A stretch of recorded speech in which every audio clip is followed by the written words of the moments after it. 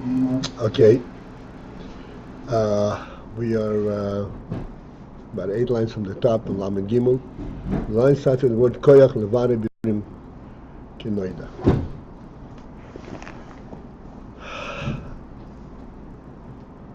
Now this is what was provided with the second Luchis. The Koyach to be Mevare Birim. Okay, the aim of this discussion right now is to point out that in Torah itself there is also, even though Torah is principally Chochmah, but its root is way beyond, and that root reflects itself in the Torah itself. The fact that it's in the Yuchas Shnius was given the koyach levare birurim. Levare birurim, as we saw yesterday. Let's continue just a little further. Yodua the oir choizer the birurim magia bechinas asma yisof. The idea from oir choizer, which we discussed yesterday. Oir choizer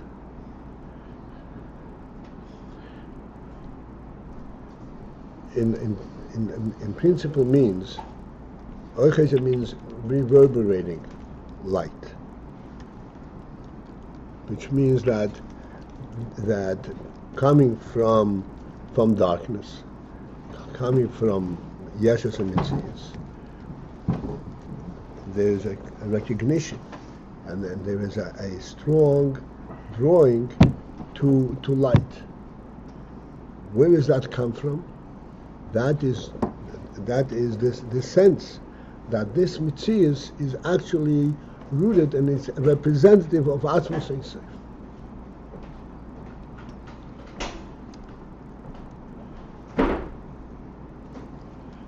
This is the principle of Birurim, that you find and you reveal and identify within the Mitzias of Yeshus the inyan of the Holocaust.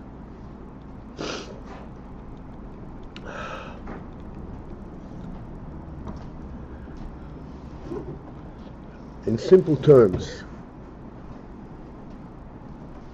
so to speak, in human terms,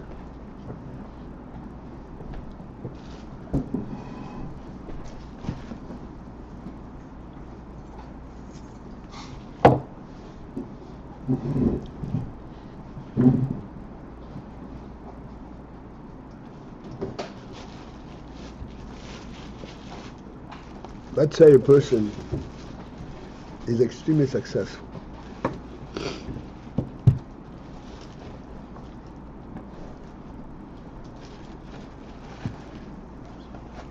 And he successful in whatever he did, whatever he does, he accumulated wealth, and he's well established in the world, well recognized. Thank you very much. Whatever is valuable, so to speak, in the physical world.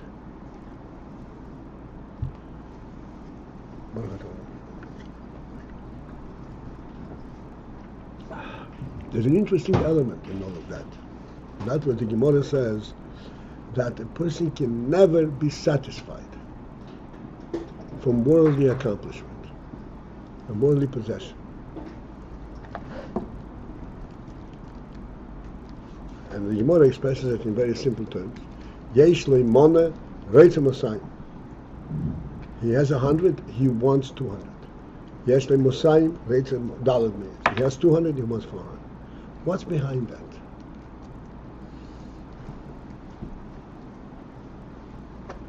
So he once explained that we have to distinguish that from from a similar pattern in Ruchnius, in Aveda Ruchnius, that a person should never be satisfied with his Madreg in Ruchnius. Wherever he wants, he wants to go higher and higher.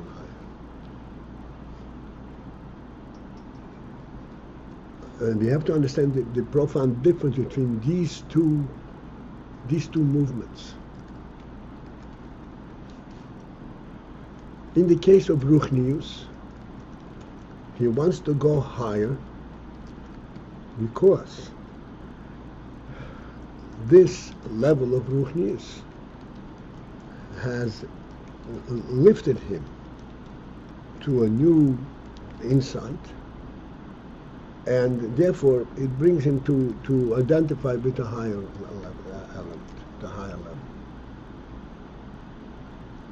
In other words, it is the positive element in the first Madriga that propels him towards the next Madriga. In Gashmius, this Yeshle Mona, Reitz Mosayim, has a completely different implication and different experience. The reason that Reitz Mosayim from 100 he wants 200 is not because the 100 gave him the sense of the value of money and therefore he wants to have 200.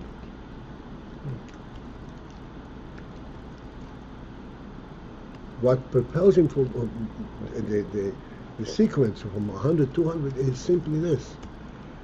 He thought originally that 100 is really meaningful. When he gets 100, he says it's meaningless. 200, that is what's going to be meaningful.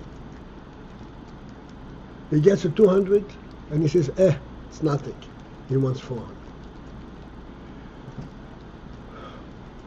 What is in fact the underlying cause for this? He does have 400, and he has 1,000,000, he has 1,000,000,000. What's the underlying cause? That there is a constant dissatisfaction. And the secret behind this is a very profound element in the human nefesh, in the soul. As we said many times, that a person in prison is in terrible pain. Why? Again, to repeat, in a civilized society, a prison is a livable environment.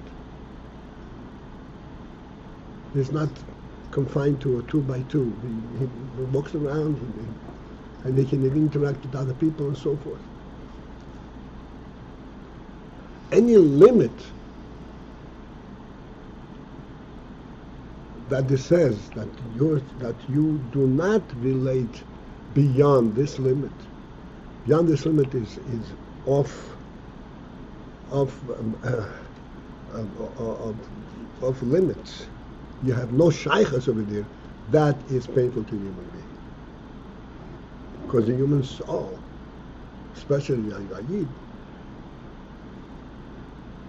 can only breathe, can only live if it is part of infinity, and it relates to infinity.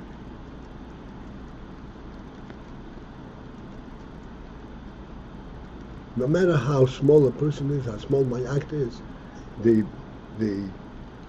perception is that yes, it's a very small act, but it's a small act within an infinity, as part of an infinity, and it has an infinite implication. Because it all comes from the infinity. There's infinity that created it, and this is why it is something which he can live with.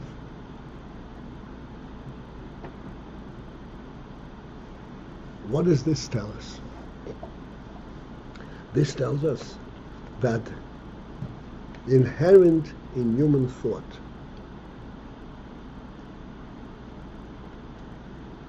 he sees everything not as the presence that it is, but the source from which it comes.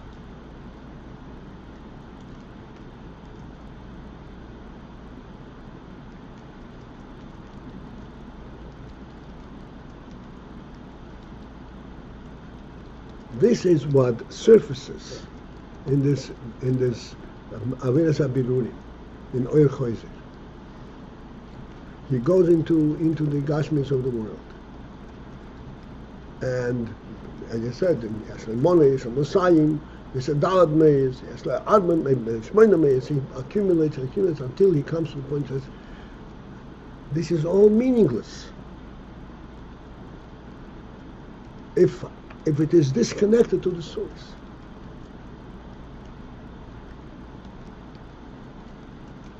To a fundamental reality. No matter how big it is a composite. It's not real.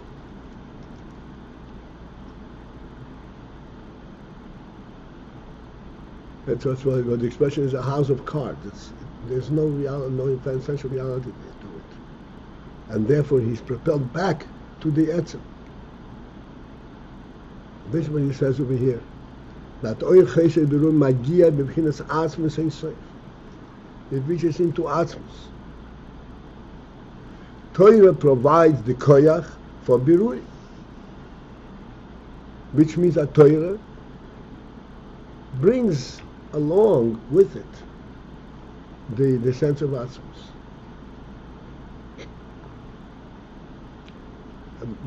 This will definitively speak about in a few more minutes.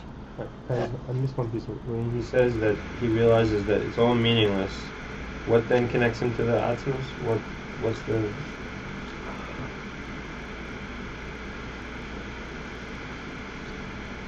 It in itself is meaningless. What in fact does it represent? A fundamental truth. Not by its numbers, not by its power of acquisition, but by its presence.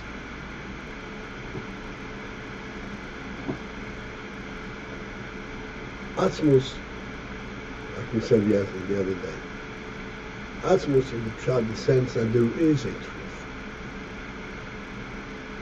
If not the fact that there is such a thing as a truth, then all of this would be totally meaningless. So no matter how much he accumulates, it propels him towards relating back to the essential element that is not definable in the Tzitz. Because it has no mitzvahs. If there is such thing as a truth, there's no mitzvahs. This truth is completely non-presence.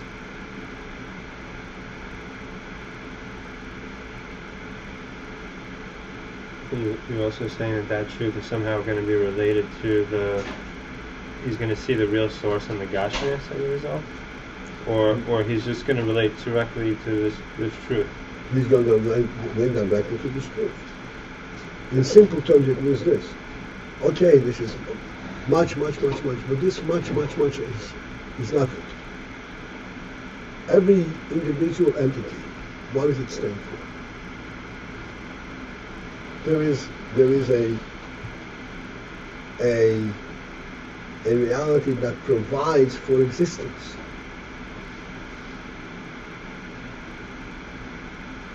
What are you relating to?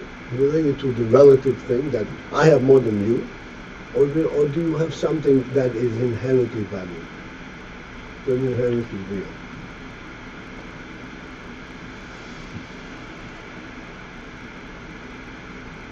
You can go on for a while, and in relative, I mean, I have more than you, and like the whole world perceives that all human interest is competitive spirit. Who is ahead? But that fails very bitterly, ultimately.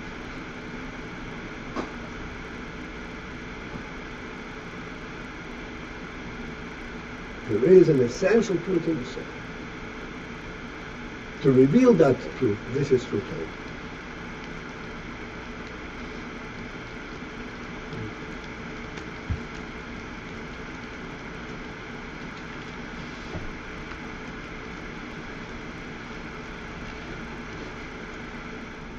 And this essential truth is Magi bebechinas atzmos ein sof.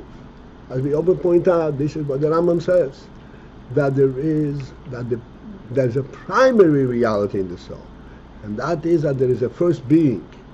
There's a first being which precedes all awareness, all consciousness.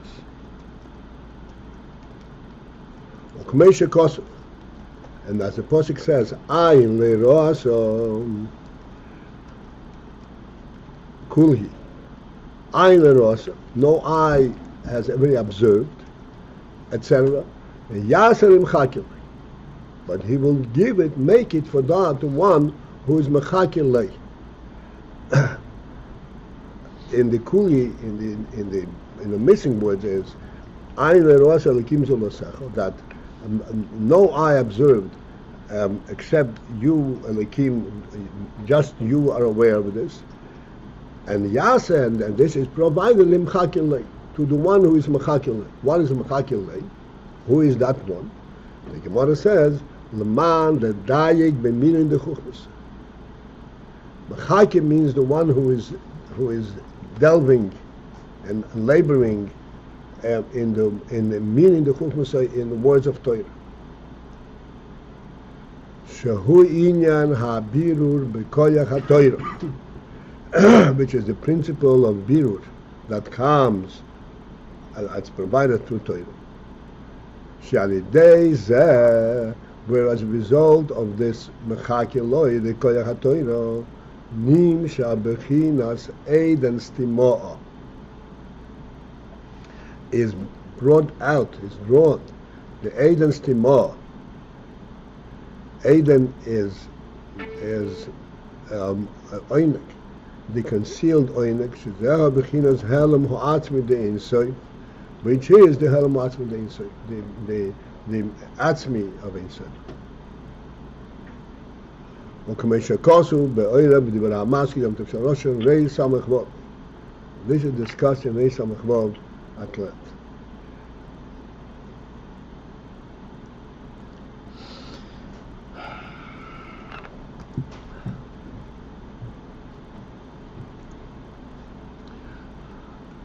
Just a very brief expose of the Ayin. Yasser Mchakile man dag milun de chuchmas.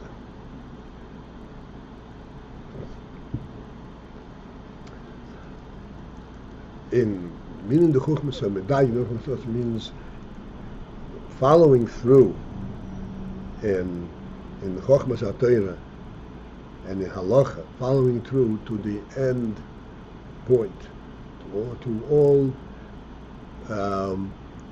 minute detail.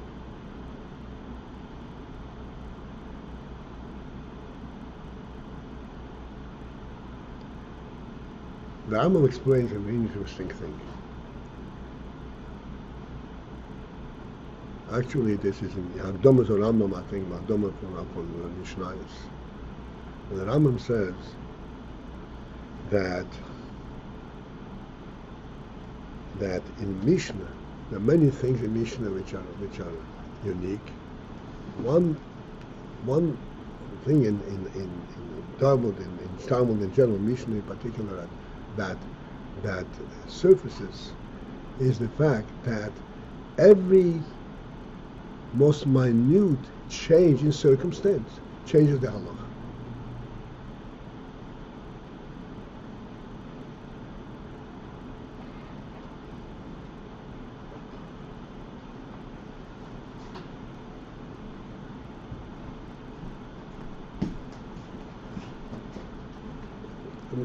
Less than most minute, but something that exposes us to this idea. What bracha do you make on corn? It depends what you planted it for.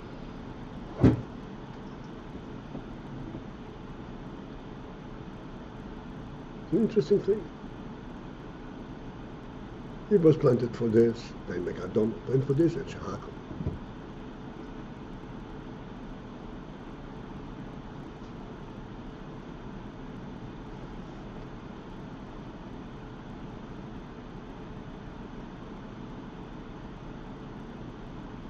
These kind of very subtle differences are rampant in halacha, and this is not so subtle. There are other halachas that transitorily, for a moment, changes the halacha.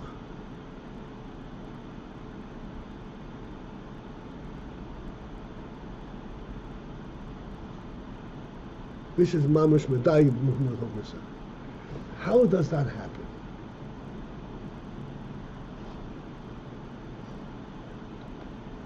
If the halacha were dependent, were reflective of a presence, of an oyer, it would not vary in such minute differences. But because it has to do with etzem, etzem stands for reality itself.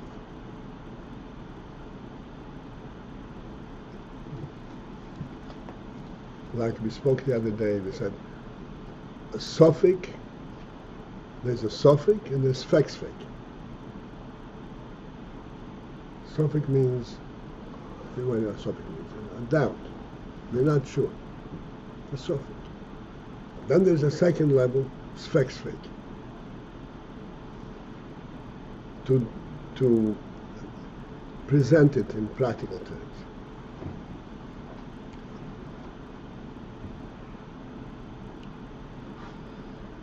One unit of non-kosher food mixed with another unit of kosher food. Each one of these is a suffix.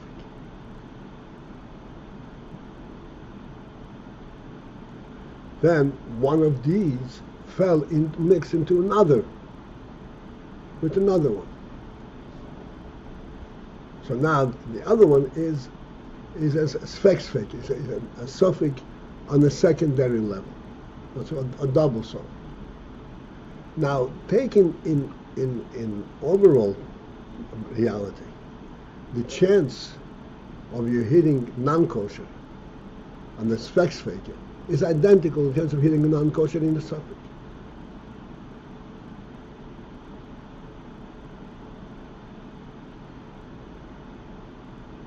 And yet, if it is,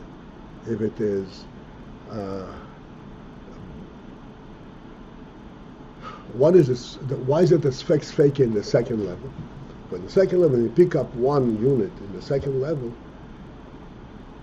you have a double suffix. The first suffix is whether this unit that you picked up is from the original batch or from that what fell into it. That's the first suffix. The second suffix is that which fell in, is that the kosher one or non-kosher one?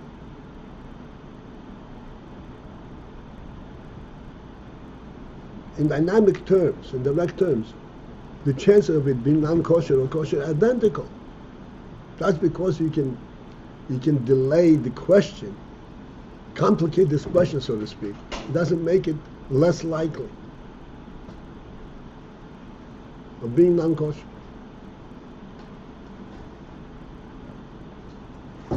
Altogether, you have 3 chances of being kosher, 3 chances of not being kosher. So what's a big difference?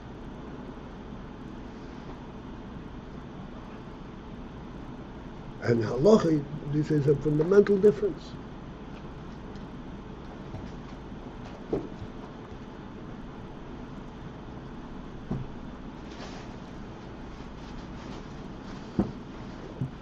So we explained one time that this reflects a principle in Torah.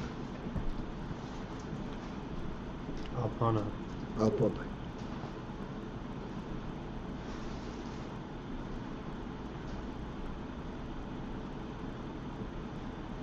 Alponai means atzmus. Where is Alponai? In my presence. In other words, we're not talking about what element it is. We're talking in terms of in what circumstance, in what presence And what is the offense of taking this?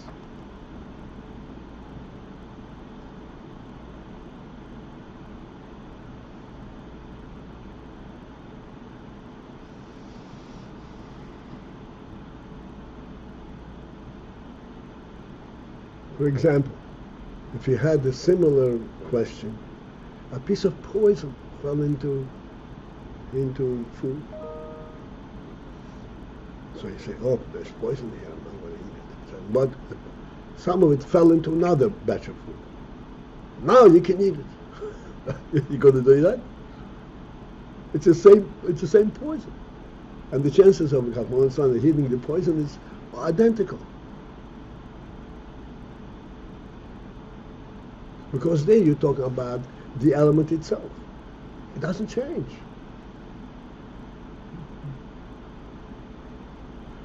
But when you talk about Torah, you're talking about not the element, but its relationship to Elokus, to Atzmus, then it's a completely different perspective.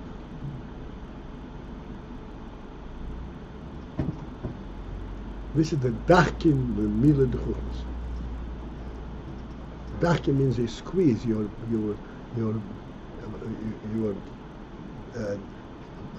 focusing in with full force in every less nuance of Mila D'Chuchmas. And this is the Birur B'Koyach HaTorah. Tarimevare B'Koyach HaTorah distinguishes Klipa, Kedusha from Klipa. And then thereby in Mamshech Eiden's Timodim and Helm Hoasmet Einsef. V'agam, and although Shezehu Davko Aladei HaBiruri, even though that this is accomplished Davko, exclusively through Birurim, it is not that Torah brings Atzmus. Torah speaks about Halacha in the world. So this is the Adavki al Biruri, get involved in Biruri. However, Harayesh Batoira HaKoyach al Zeh. But that shows that there is in Torah the Koyach for this Levare Birurim the Koyach HaTorah. To be Mevare Birurim the Koyach HaTorah. So even though this is not directly Torah, this is Mevara Birurim, but Torah has the koyach to do that. Harei, therefore, Imkein, therefore it says, Harei yesh ba'Torah bechinas helam ho'atzmi. Therefore it has, that shows that in Torah there is this bechina, this element of helam ho'atzmi. Because this, I pointed out like the examples, this is mamash a hell of this. There is no tangible difference. It's just the fundamental truth itself. No tangible difference between this situation and this situation.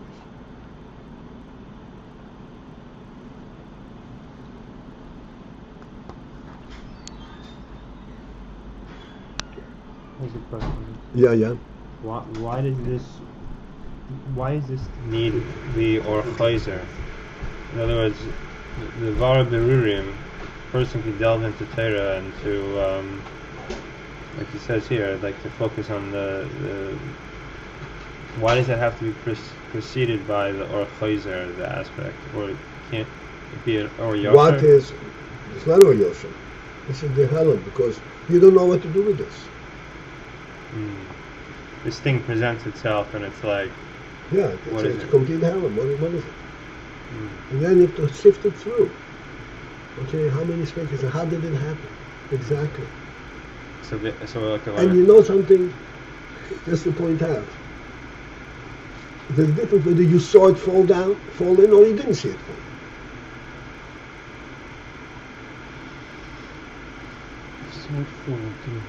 It did fall, but it did. Whether you're aware of it or you're not aware of it. If you're aware of it originally, then it's bucket. If you're not aware, then it's not bucket. It depends how it gets on. You can have definitive instances.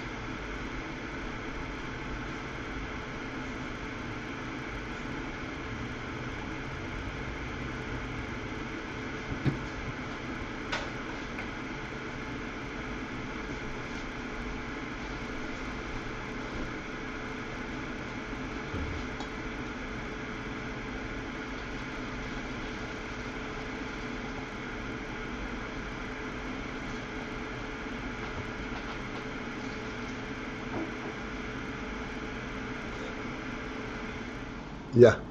Therefore we see that in Torah there is this bechina of Helam Ho'atzmi. And Helam Ho'atzmi, that never dissipates. It follows through in every little crack and crevice. What's the element? What's the emphasis on Helam Ha'atzmi? Members of Helam Ho'atzmi, in gross terms, anything that occupies space needs a crack, opening to come in. To come in without an opening. This is what's called Helam Ho'atzmi. The differences are so subtle, non-existent.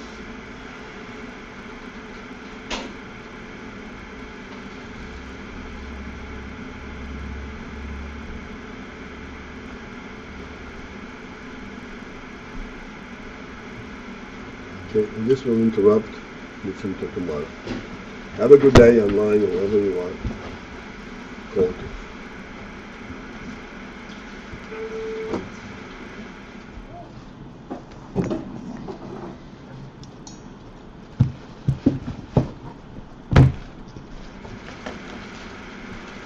It's sort of in line with your example of Rat from yesterday, right? You just explained now that you need a place to come in, so you just think about the rock yesterday, that it's made into the same thing. It made into the same thing. I mean, there is no difference. Like, you know, what is in it? Like, what's in it that makes it? There's nothing to hold on to. I mean, like, you know, in other things you could follow change, you could follow, like, you know, you could see, like, you know, you could trace, so to say, some kind of meaningful presence. But in Iraq, I mean, it's made into every moment is made into to be into the same thing.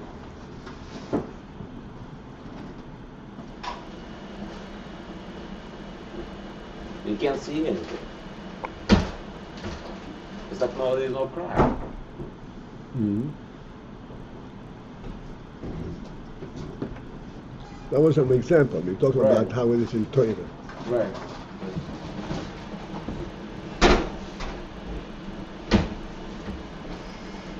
Okay. How you doing?